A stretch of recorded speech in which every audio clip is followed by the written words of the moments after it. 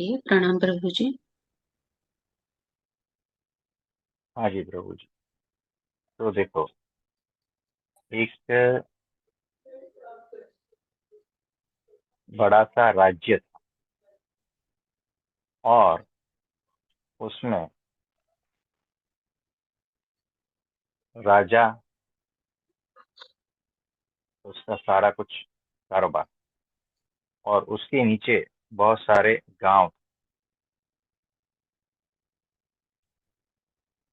और ये सारे गांव के बीच में एक कुआ था, एक कुआ। और दूसरा कुआ था राजा के जो किला है उसमें।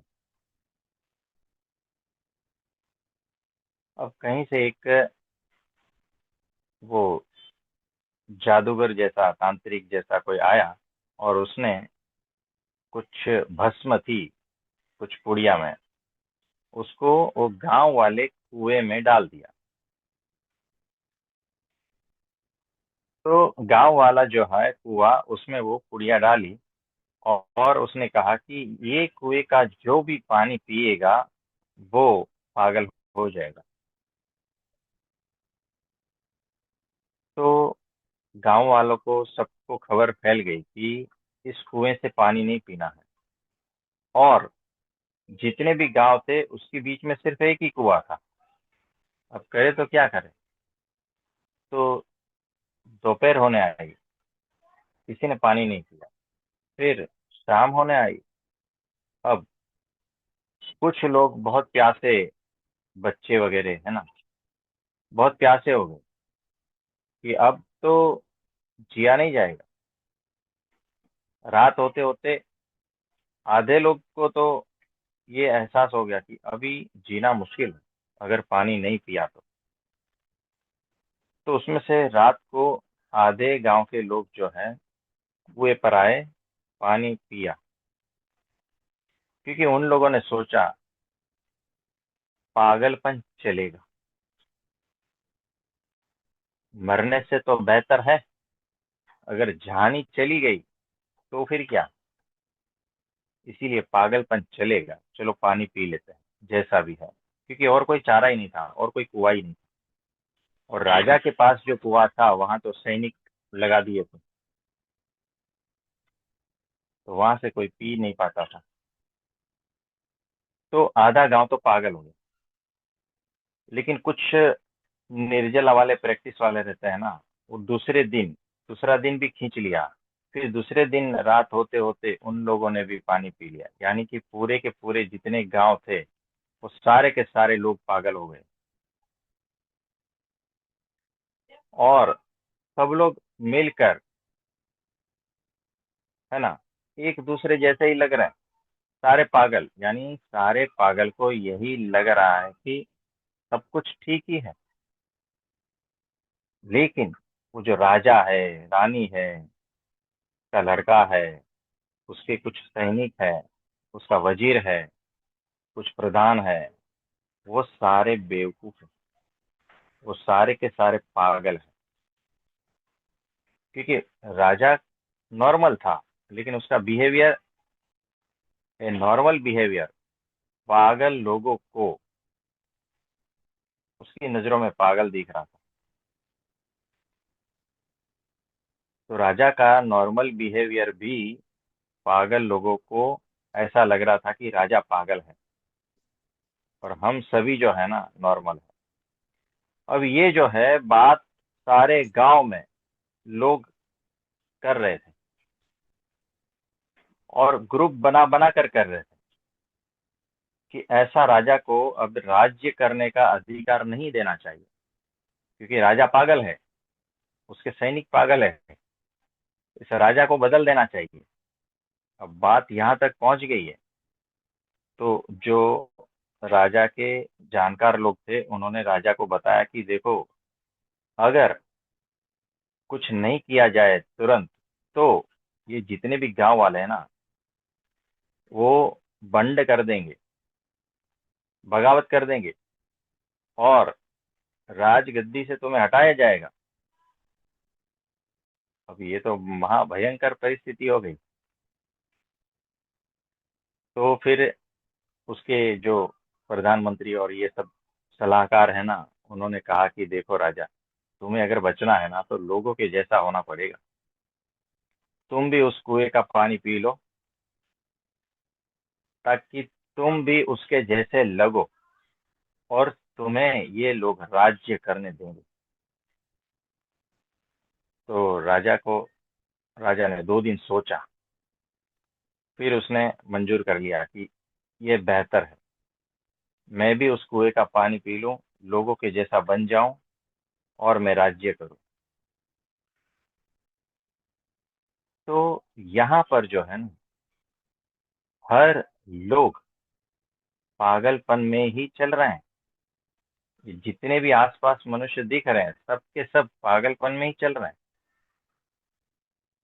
और पागलपन की निशानी क्या है? तुम्हारे जीवन की पागलपन की निशानी क्या है? कि तुम्हारे जीवन का फल, तुम्हारी जिंदगी का फल अगर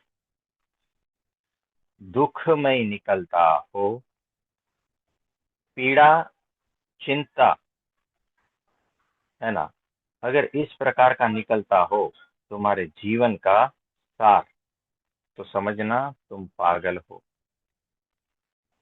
अगर तुम जिस प्रकार से जीवन जी रहे हो और अंत में ऐसा लगता है कि दुख है, पीड़ा है, तकलीफ है, समस्या है, चिंता है ना, ये सारा कुछ है तुम्हारे जीवन में, समझना तुम भी पागल हो। याद रखना, पागलपन की यही निशानी होती है। यानी कि सब लोग इसी तरह से फंसे हैं, सब लोग यहाँ पर दुखी है, पीड़ित है, तकलीफ में है, और इसीलिए अपने जैसे लग रहे हैं।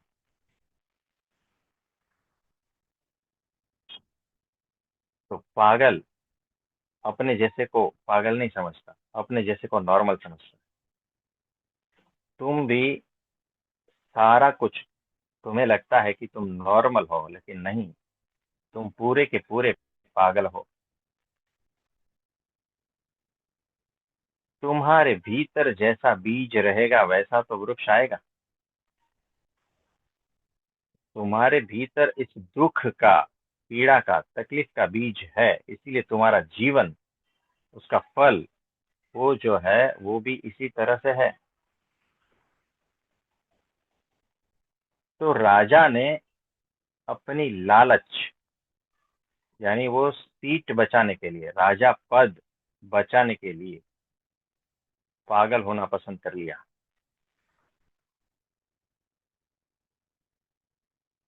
अहंकार को खड़ा रखने के लिए लालच और डर जरूरी है। जिसके भीतर लालच और डर रहता है, अहंकार वहां खड़ा रह सकता है। नहीं तो अहंकार को खड़े रहने का स्थान नहीं होता। और तुम सबके भीतर इस प्रकार का लालच, कोई ना कोई लालच है और कोई ना कोई डर छिपा हुआ है। तो इस प्रकार का लालच और डर सबके भीतर पड़ा है, और इसीलिए सबके भीतर ये अहंकार भी, तुम्हें पता नहीं है लेकिन है।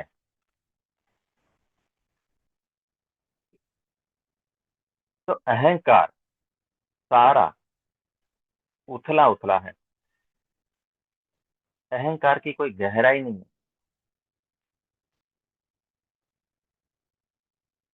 टकराव सारे अहंकार के हैं। ये जो दुख सारा का सारा अहंकार का है, पीड़ा सारी की सारी अहंकार की है। और अहंकार के बच्चे में मान्यताएं, झूठा ज्ञान, झूठे विचार, है ना, झूठे भाव, ये सारा कुछ इकट्ठा है। उसी की तो लड़ाई है और उसी के ही वेव से समुद्र के ऊपर जो लहरें हैं ना, ये उसी की ही तो लहरें हैं, अहंकार की ही तो लहरें हैं। जैसे जैसे समुद्र के भीतर गहराई में जाते हो, वहां पर लहरें नहीं दिखाई देती। वो जो बवंडर है, वो सिर्फ समुद्र के ऊपर रहता है।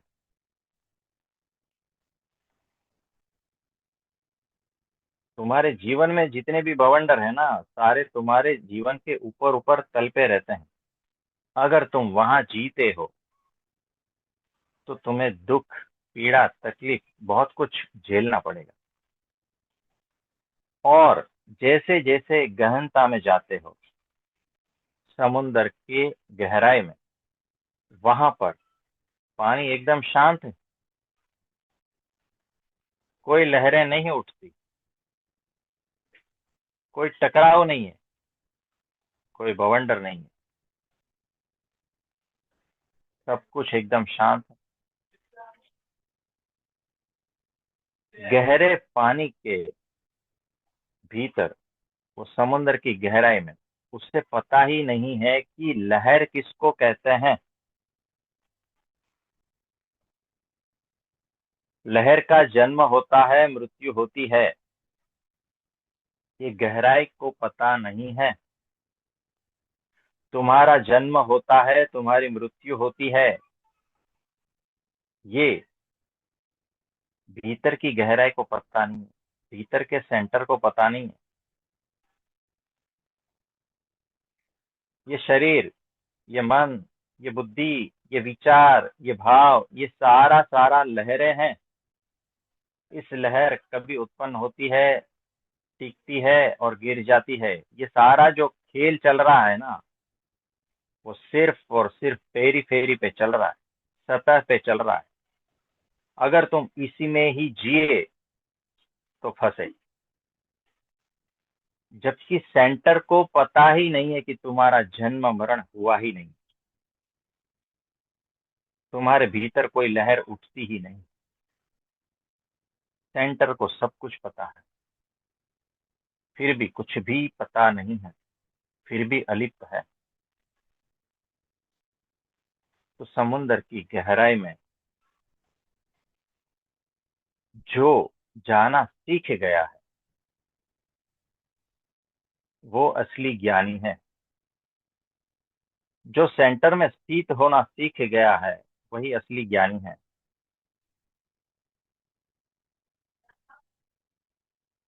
कुछ समझे? तो आप सभी को मेरा नमस्ते, प्रणाम। और सभी को आशीर्वाद देते हैं कि आप सभी लोग उस गहराई को पहचानें, अपने भीतर के सेंटर को पहचानें और उस सेंटर में स्थित हो जाएं।